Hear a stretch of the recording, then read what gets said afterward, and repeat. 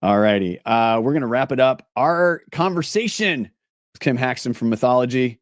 On behalf of everybody at Indie Agency News, thank you again for your support. We'll see you next time. I'm bringing on a friend here. Kim, I almost called you Kim Haxton because I live in Portland and we have the bougie Haxton hotel here. I like that. We have the Hoxton too. And I know you do. Yeah. It's nice. Yeah. It's nice. I mean, it's a fancy version. I'm saying it's bougie, and like I'm going to sound like such an ass here. So I have a Soho House membership, and I love it because I was thinking, I'm here in Portland. I thought, I think I need an office. And I said, yeah, you know what? Actually, I don't need an office. I need a place. And so this is hashtag not an ad, but Soho House has been amazing. So if you do travel, I can't recommend it enough.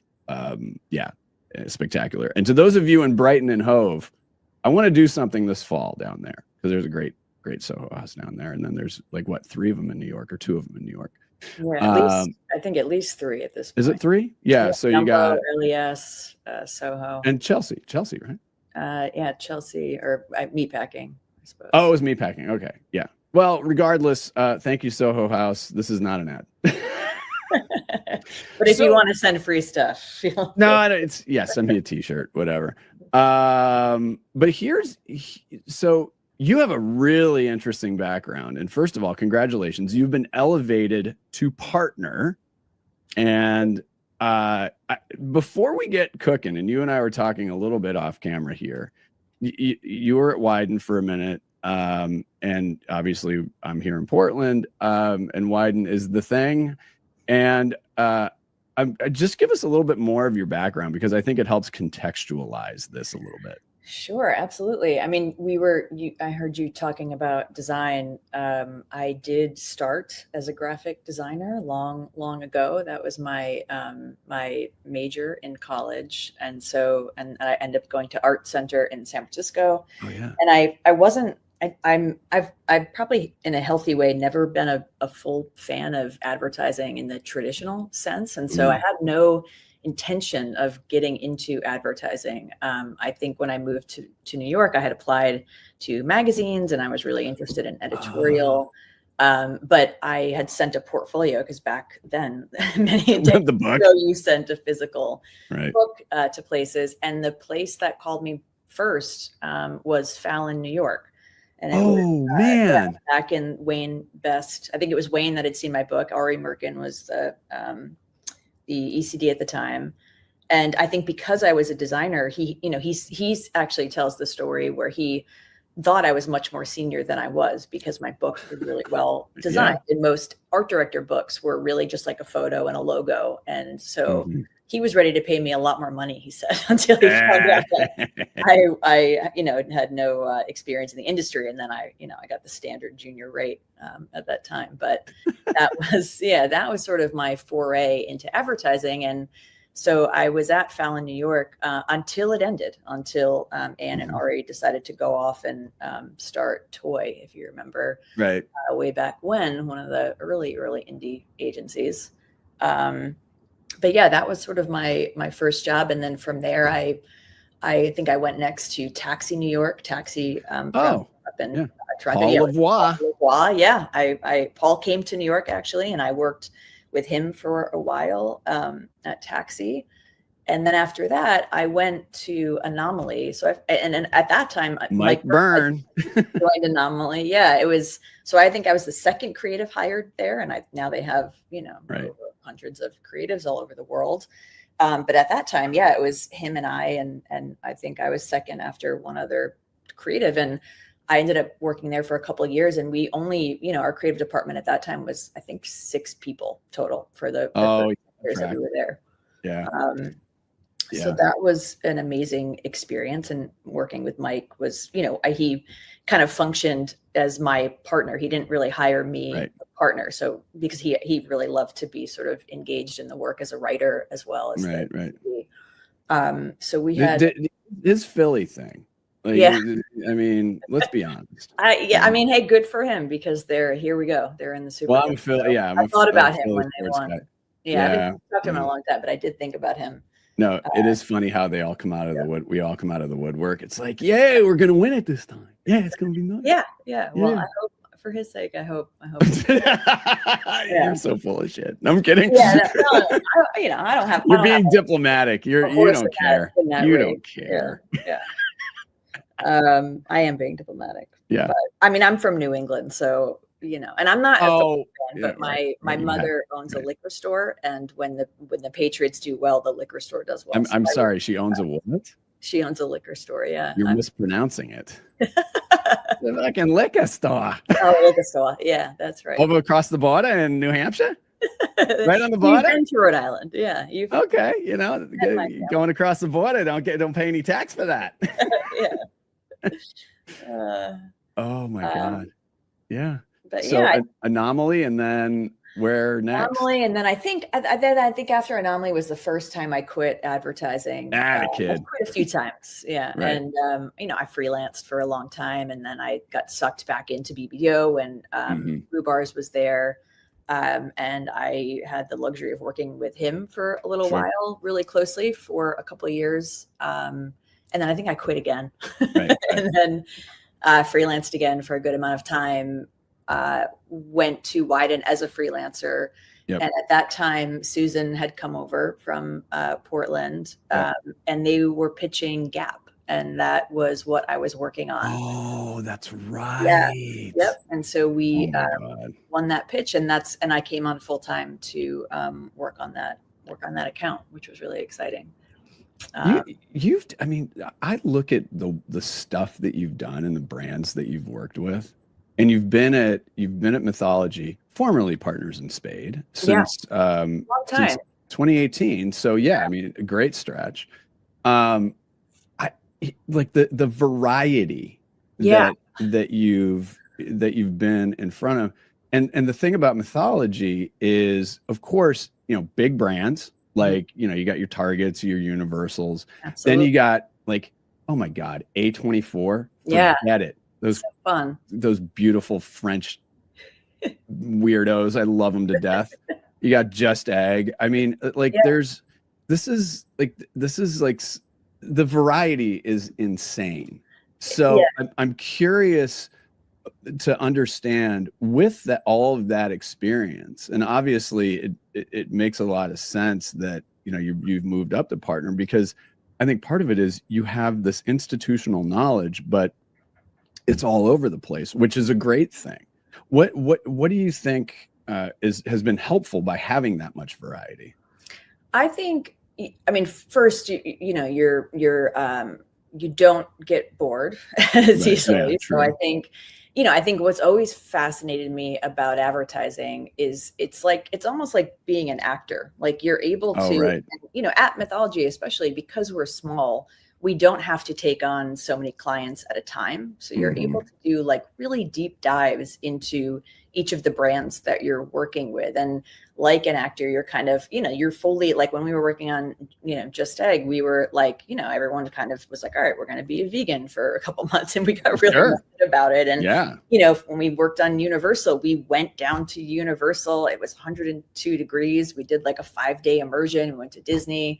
So you're doing like these deep dive investigations into these brands, which is super fun. And you're kind of learning about all these different facets of, industry. And I find that really fascinating and inspiring. And that is kind of what I think keeps me going, as opposed to when I was working at larger agencies. And at BBDO, I think I worked on Starbucks for the full 2-year stint, which, is interesting in a different way because you're ingrained in a brand. But if you're only kind of doing that, it's hard to continue to get inspired, time and time again on the same brand. So I do enjoy the variety of it, as to what we do at Mythology. So what we tell what I tell young and new people in this industry, and especially our students at Portland State University, you're welcome to come out for a lecture at some point. I'd love to, what we tell them is you start your career with an empty toolbox, and then over time you start putting little tools in there. And then you get to a point, it's like, oh, I need this, I need this, I need this. What are a couple of the tools that you've learned? And again, you've got such variety here.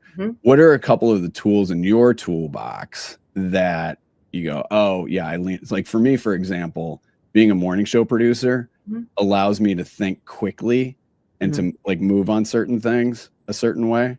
So I'm curious, like one or two tools that you're like, oh yeah, these I just always have at the ready. I would say, I mean, I think, I'm not sure if I consider this a tool, but I will say that being a mom is probably the best practice I've had for the role that I'm in now. Yeah. And it's not just the management of, stubborn, stubborn, opinionated. Which is good. You want that. But I mean, we need stubborn, opinionated. That's what we look for when we're hiring. Curious, opinionated, stubborn. Yeah, those are all great qualities. But the wrangling of those personalities and sort of just the behavioral science of it all, I think it fascinates me in particular. The time management aspect of sort of being able to. I mean, because I think as a parent, you have two jobs at the same time. You have your day job and then your every day, all the time, 24/7 job. And so I think that I don't know, that is actually helped me more than anything else, I would say, in my career is having to toggle back and forth between the two. And then I think, especially during COVID, there was a lot of, there's a psychologist, her name is Dr. Becky. I don't know if you've come across her yet, but she kind of exploded during COVID on Instagram. And I was sleeping the whole time. Yeah, I wish. No, I was at Adweek. And so we were just hair on fire the whole time. So yeah. Oh yeah. Yes, there was a lot of that too, but she was, she was doing a lot to help parents kind of work through, having kids at home. And because she was a psychologist, like kind of learning about, the motivations and why people do certain things and being able to apply that to like, not only the people that I work with, but like the brands and the clients that we serviced was just also really interesting because I do find that quite often we're doing, kind of brand therapy, that's sort of what true. I feel like our job is quite a bit. CMO whispering. Yeah, which is great because it's just like, like, you know what? I know your job is hard, CMO. I get it. Like, we're here to try to make it a little easier for you. I do feel like we are often, a mediator or at least, kind of like a North Star in, especially with larger clients, that where they have so much infrastructure and it might be that the different kind of departments are on different pages in terms of what personality that brand actually holds. I think we found that when we worked on Universal, actually, is that they're a huge company. There's a lot of different stakeholders. There's a lot of factions of that brand in general. And I remember working on that project. It started as a strategy project, which I think my partner Audrey and I are both strategic geeks, as well as creatives. And so I think that assignment was about kind of distilling them down to one word. Really, it was a one word brief. It was kind of like, who are we, in a word, and from there, like expanding back out. But that was quite a bit of brand therapy because it was doing a lot of research to get them all collectively on the same page. And once we did, it was really easy to kind of execute against that. But no, I get that. Obviously, your career has pointed you in this direction for this level of leadership. No one's it's funny because this is one industry where you actually don't have much training to become a manager. You're on the creative side, you go to school, you're in art school, you go to art school, and then in order to elevate your career, you have to kind of, you don't have to, but you assume a management role. You end up leading teams. In order to execute your vision, you need a lot of talented people involved in that vision. You don't, I didn't go to school for any management or, you're not, I wouldn't even call creatives natural leaders, a lot of them. And so you're kind of, there's a discovery process, that I've gone through and I've struggled with in terms of, moving from creative and making a thing. And, with a graphic design background, working extremely independently for most of the time and working kind of in my own head, and now having to, switch gears and, Mm-hmm. be a lot more sort of outward facing and Yeah. introverted, you know. Well, and that's the thing is, again, I go back to that toolbox, and your toolbox is full. So yeah, it makes sense. And what I love hearing, like, the moment when they said, we want to make you a partner. What was your reaction? I mean, I was super excited. I think, you know, and it's funny, I had freelanced, you know, at Mythology or Partners in Spade, prior for a while. And I think I was, you know, again, having kids, I was pretty hesitant in sort of like, you know, stepping back into career mode and, you know, wanting to take on that level of responsibility. And then it just kind of came to a point where it was like you know, it felt like a big fork in the road. Like, do I, Yeah. you know, I mean, I think for a lot of creatives, the choice between freelancing and sort of maintaining a lot of your free time is really compelling. But at the same time, being able to grow with a company and build something, you know, you're going to ultimately have that much more impact on culture if you succeed. True. Which is also really compelling. So yeah, I think that's what got me really excited about the role. Is obviously there's a lot of amazingly talented people at Mythology now, and I was pretty pumped about the what our potential is. You know, it felt like, especially with, you know, the group of leaders that we have currently, we've had a few kind of great moments and great wins, and, you know, we've done some things that I think collectively we're really proud of, and that started feeling really good. It was kind of like, okay, we can kind of have a go at this. And it's taken, I think, for, you know, some smaller agencies take off right away. I think for us it's been a slower burn. I wouldn't even say slow. It's been a thoughtful burn. It's been that's a nice way to put it. Because slow sounds pejorative, whereas copywriter. Yeah, thank you. Dear Mike Byrne, I used the fucking fancy word. But no, I think, you know, it is more thoughtful, because it can be very easy to chase, as opposed to going, you know what? Let's take the long view on this one. So no, and I've really appreciated it, because again, you look at the pedigree of this agency, and you're like, holy shit. And I think, you know, Anthony Sperduti, the founder of Partners in Spade and then Mythology, he would agree with this. You know, I think that we've been really selective in not only the people that we hire and the pace at which we, you know, grow or don't grow, but we've been really selective with the clients that we choose to work with. We're obviously still independently owned, so we have the luxury of doing that. I think that, you know, we all have a healthy relationship with advertising, and that we don't want to just get into the grind of it. You know, like, I think we're creatively led. All the partners currently are of creative backgrounds, and I think we're, you know, we still need to have fun. You know, it's like, exactly. We need to fulfill the reason that we got into this business in the first place. And so if we're not selecting clients that we can do that with, and we can, you know, we see the potential of making things that we're really proud of, then it's probably not a great fit. And I think we have been really selective about that. This industry should not feel like gargling broken glass. Yeah, absolutely. And we've probably all, you know, had iterations of roles or jobs where it has felt like that, and you know how bad that can feel. Yes, indeed. Did you get a hat at the Top 40 in New York? Yeah, Thanks for coming to that, by the way. What color was yours? Which one did you get? I think it was red. You got the pink one. Okay, all right, classy. I think so. We got a new stash coming in. Oh, nice. All right. Well, sign me up. We'll get you another one. Get you a couple for the kids. Yeah, there we go. Yeah, classy. Yeah. Send him to daycare with an India's fuck hat on.